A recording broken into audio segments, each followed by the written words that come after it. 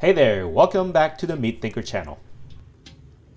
As I shared on my previous brisket video, I found out there is still a little more tweaking to do with my Brazos offset. So I went ahead and did some more soul searching on my smoker, so let's get to it. When I did my last brisket, the brisket did something very awkward after 4 hours in. It curled up like a cow tongue and the edges were dried up like a cardboard box. I've never had that happen before, and it was very strange that my temperature in the cook chamber didn't really get that hot anyways. It was a real head scratcher, and I asked for some feedback. Thanks to everyone who left me great comments on troubleshooting. I've read all of them and thought hard on what to do next. The first task was to figure out why the smoker does what it does, and then figure out how to mitigate that. And this is what I came up with. 1. Reduce the size of the splits. 2. Remove the top rack and place 4 probes across the bottom grate. 3. Run the smoker and observe while adjusting the stack dampers. This will at least help me to relearn how the smoker behaves so I can figure out what to do next. Let's check out the split sizes. One of the comments mentioned that the split sizes were too big. It made perfect sense, so I took the previously cut splits and made them into smaller splits. This will definitely help with having smaller temperature swings when adding splits. Next, fire up the charcoal and add splits to get the coal bed going. I have added 4 thermometer probes across the grate from stack side to the firebox side. For the first 30 minutes, the splits are burning in full blaze. It is naturally hottest on the firebox side and the coolest on the stack side. As the flames calm down, I opened the stack damper all the way and observed. My first readings from the stack to firebox were 253, 247, 271, and 355. And I closed the damper halfway and the temperatures were reading 235, 231, 256, 319. And 10 minutes later, 212, 208, 226, and 289. The temperature difference from stack to firebox was 102 degrees with the stack damper open all the way. When the damper closed halfway, the difference was about 77 degrees, and I noticed there is more to look into. The probe ratings from number 1 to 2 was pretty close to each other, ranging only 4 to 6 degrees. But between probes 2 to 3 showed 18 to 25 degrees. Between probes number 3 and 4 was as much as 63 to 84 degrees difference. Even if you remove the readings from probe number 4, because it's right at the throat of the firebox, the temperature difference between probes number 1 and 3 is still between 14 to 21 degrees. By reading these numbers, I've concluded that closing the damper doesn't shift the hotspot to the middle. The numbers haven't proved otherwise. This is really throwing me for a loop. As I'm researching how to make the smoker run as it should, I've run into few possible theories. All the adjusting split sizes, messing with dampers and stack heights only dealt with convective heat. What I wasn't thinking about was the radiant heat coming from the firebox. As a new split catches on fire, depending on how high the split is sitting and how big the flame is, I could see the flame coming through the throat of the firebox. This could definitely affect how the meat is cooked in the chamber, and this could be the reason the bottom gets roasty like my 3 previous briskets. This makes sense because I have also learned that the thermometer probe does not pick up radiant heat. So there's no telling how hot the radiant heat has been beating up on the bottom of the grate to ruin the meat. Now I may have something to work with here. When I bought this offset, I took out the baffle immediately because the downward baffle forces the heat down and brings a hot spot to the middle of the cook chamber and cooks the meat from bottom up instead of top down. With the baffle gone, the hot spot is definitely right next to the firebox, but now I have to address the radiant heat issue. I've Googled this and found a couple custom baffle products to direct the heat upwards. I wanted to give them a try but didn't really want to spend the money. And then I remembered I had some fire bricks in my garage, so I decided to give this a try. So what I did was to place a fire brick at the throat of the firebox and place 2 more in H shape to create a baffle. This would direct the heat upwards and block the radiant heat coming straight from the flame in the firebox. Let's get some readings done.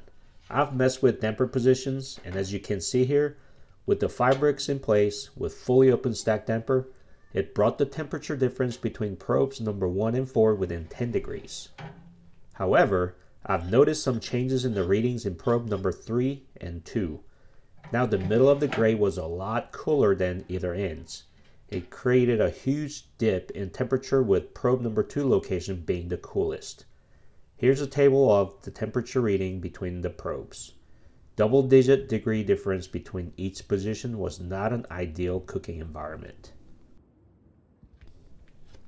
Then I brought back the stack extension I put away from my first experiment. With the stack extension, the numbers seemed to improve.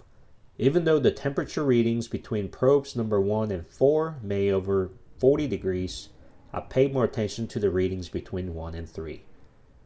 From the stack side to probe position number 3, where the meat is actually going to be placed for cooking, the temperature differences were inside the 10 degrees range. The stack side was hotter, but less than 10 degrees. Between probes number 2 and 3, the difference was less than 5 degrees average. I really like what I was seeing. But then I became curious about the temperatures inside the actual cooking areas.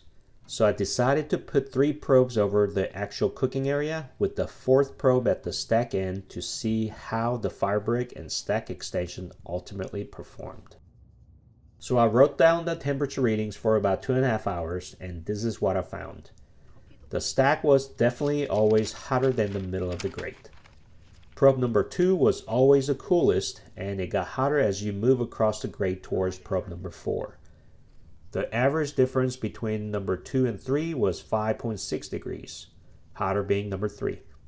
The average difference between probe number 3 and 4 was 1.7 degrees. Again, the hotter being number 4.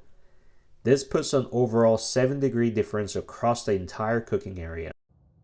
I think I should be able to work with this, and I'm not sure if there is anything else I can do to improve this.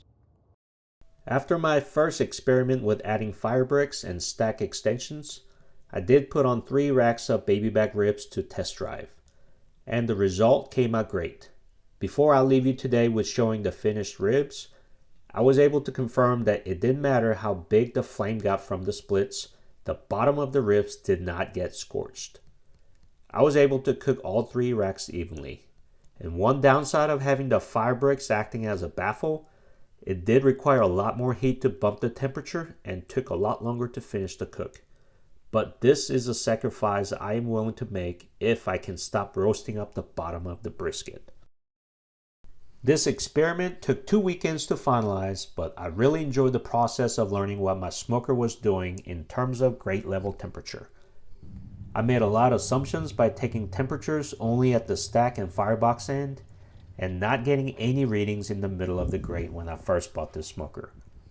I also learned that radiant heat can't be measured by the thermometer probes, and it can ruin meat without knowing. Fire bricks can definitely help, and I'll find out when I smoke my next brisket. I'm really looking forward to my next brisket cook and hope you tune in on how it would turn out. There you have it. Have you measured the grate level temperatures and see how the temperatures come out across the grate from the firebox to stack? Has anyone gotten their smoker to run completely even temperature across the grate? How do you manage to make that happen? Please share with us in the comment section below. If you enjoyed this video, please click the like button and subscribe to the channel. Also, check out my Instagram handle at MeatThinker. Thank you for watching and keep meat thinking.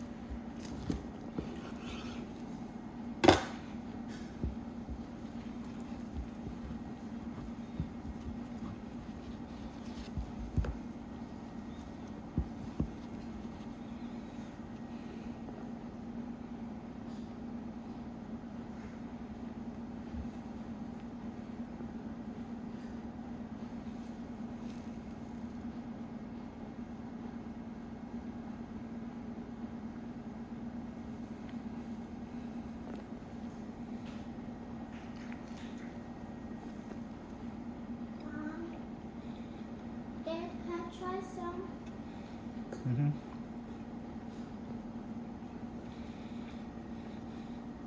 Go sit down. Come here.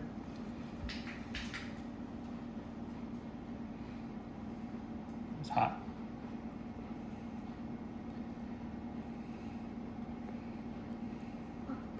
No, here. Here, bite the middle. So bite the middle. There you go. Good?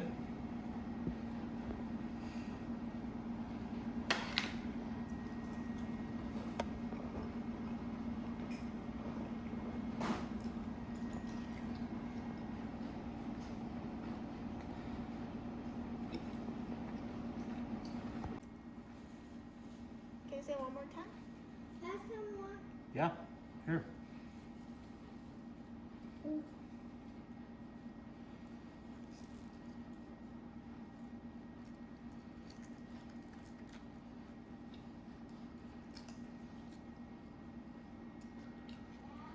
You want red? Come on.